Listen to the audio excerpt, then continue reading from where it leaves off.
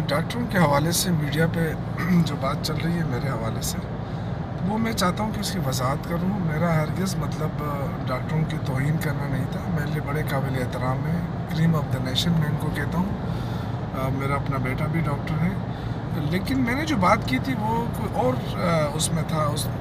ڈاکٹروں کی بے روزگاری کے حوالے سے بات ہو رہی تھی، اور میں نے کہا کہ ہم سے پہلے اتنی بے روزگاری تھی کہ کچھ ڈاکٹر جو ہیں وہ احتجاجاً پکوڑے بیچنے آ جاتے تھے خیبر بازار میں، اور اپنی ڈگریاں تک وہاں چلا دیتے۔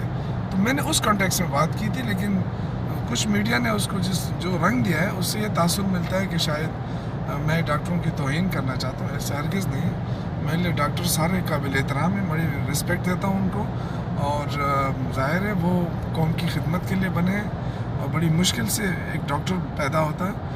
تو میں نے کبھی بھی اس کو توہین کے زمرے میں نہیں کہا تھا، صرف اتنا کہا تھا کہ ہمارے دور میں کافی لوگوں کو ملازمتیں ملی، اور تقریباً 4-5 ہزار ڈاکٹر جو ہے ہم نے بھرتی کیے تھے اپنے دور میں، اور انشاءاللہ تعالیٰ کچھ ڈاکٹر ہم مزید اور بھی بھرتی کریں گے تاکہ جو کمی ہے وہ پوری ہو سکے۔